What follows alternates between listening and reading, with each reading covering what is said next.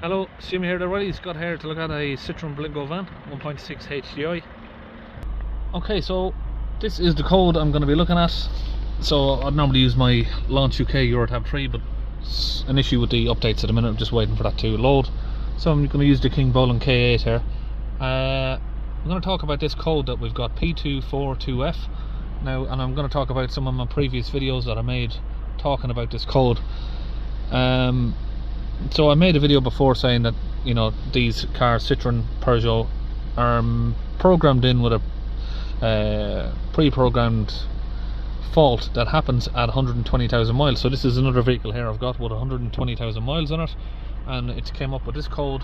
The customer goes to see Citroën and he's told that it needs a £2,500 to £3,500 repair, depending on what parts need replacing, while they're replacing the particle filter here that is detected worn.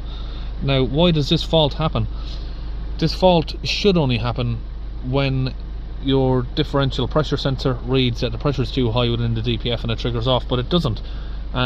Because on these vehicles, what I was explaining before is this fault happens purely based on the mileage of the car, that when it hits 120,000 miles or 180,000 kilometers, this fault will automatically appear. You'll get a triangle on the dash down there saying that your particle filter needs to be replaced. You go to Citroën, they'll tell you, yep, this is what we need to do, replace the particle filter. And you've also got a lot of sensors that are attached to it, which are exhaust temperature sensors, DPF pressure sensors, NOx sensors for the AdBlue, and all of those may not come out, so you might need to also spend £200 to £300 each on some of those sensors to replace them as well at the same time. So we'll go in here and talk a little bit further about how I know that this is a predetermined fault, and I'll show you how.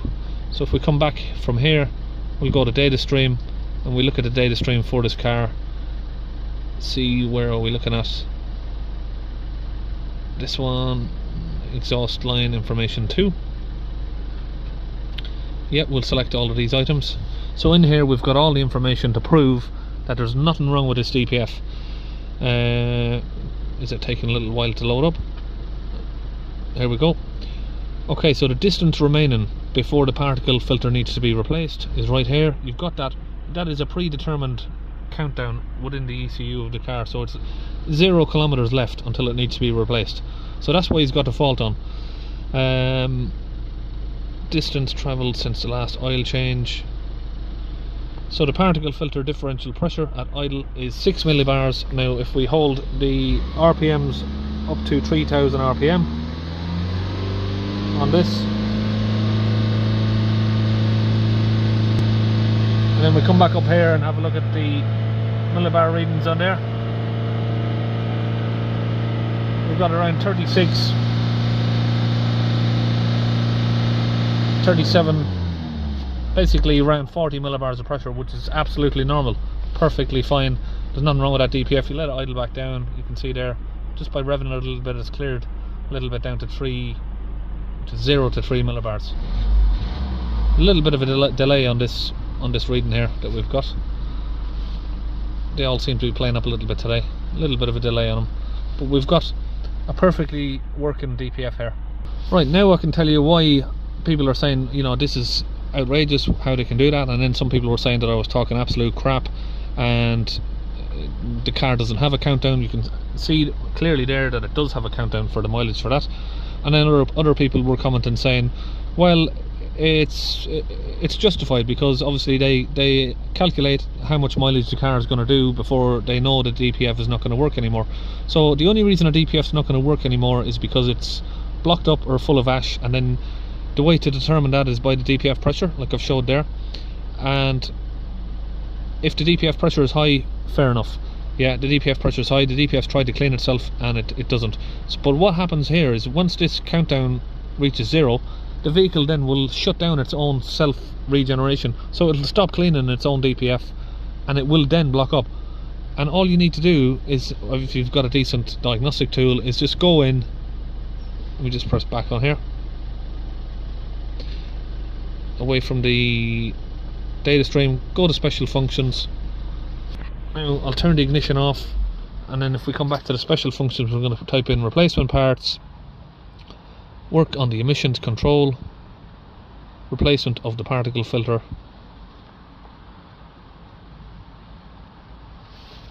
okay, might need to check, I've left the ignition off, so let's try that again. Replacement of the particle emission filter, start the engine, so we'll do that, press OK. Okay, we've got another communications error. Let's try that again. It doesn't seem to be working. Okay, maybe the KingBolen K8 is not up to the job. We'll try my tab 3 now, see if this is finished doing its update.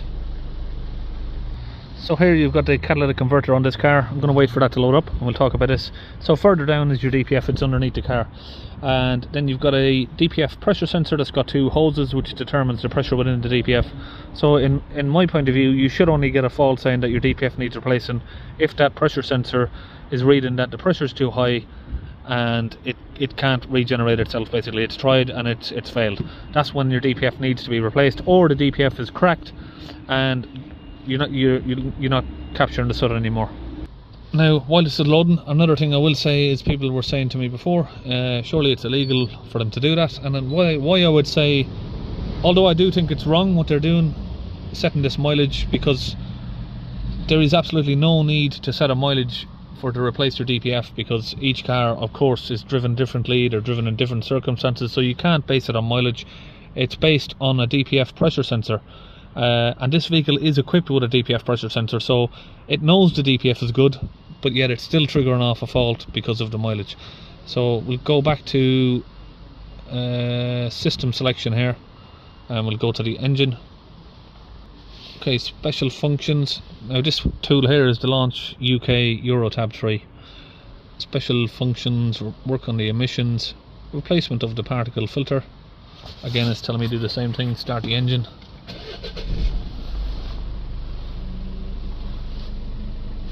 Switch the ignition off, switch the ignition on again,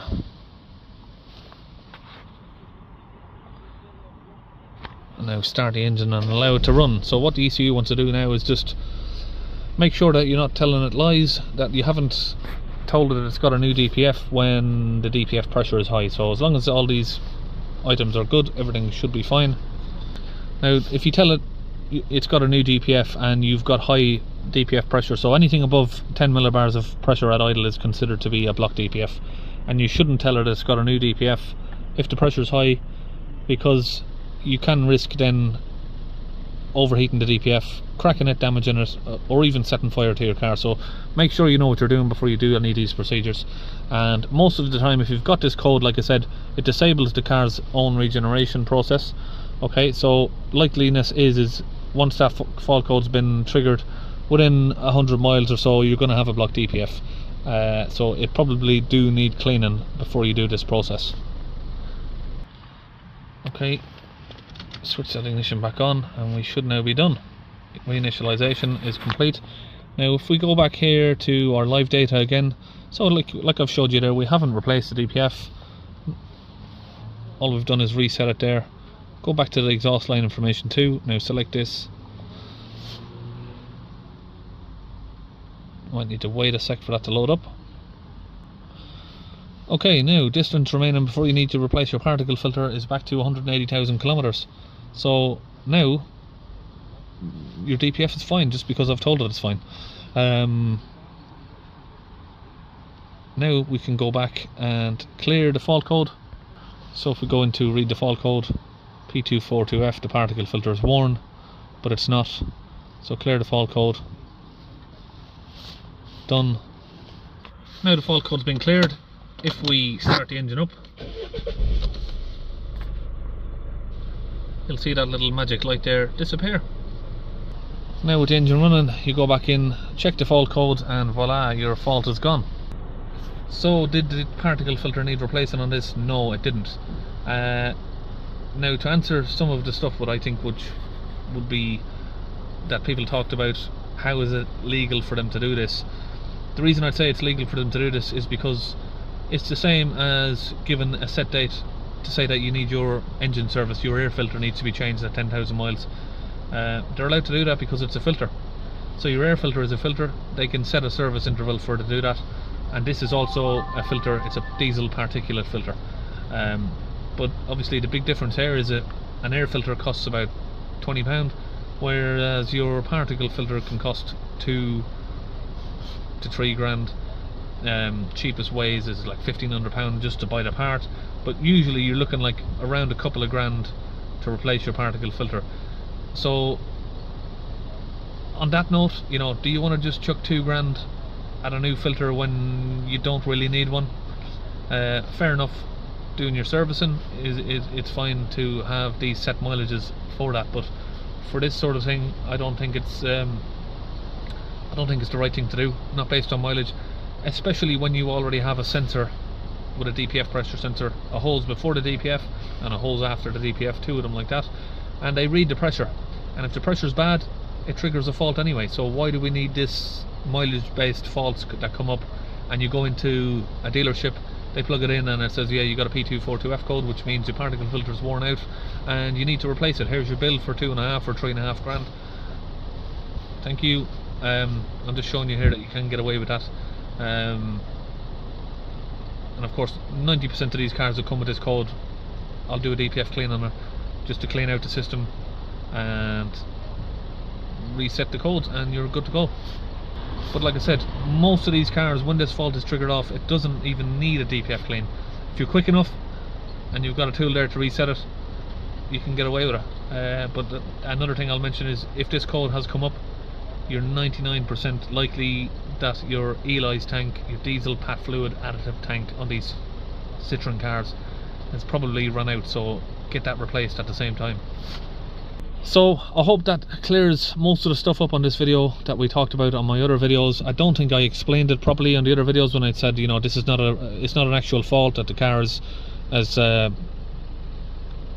has not got a problem with the DPF. And someone pointed out, well, you know, you said that there's 12 millibars of pressure on the DPF and it warranted a clean, so obviously it warranted replacing. So in my view, I've yet to come across a car that's got this code that actually needs the DPF replaced. I've not seen one yet, and most of them I've seen it, if that, all they needed was a clean, and the only reason they needed a clean was because of the P242F code shuts off your car's own self-regeneration process. So that's another Citroën saved that can fight for another day, and I'll see you on the next video.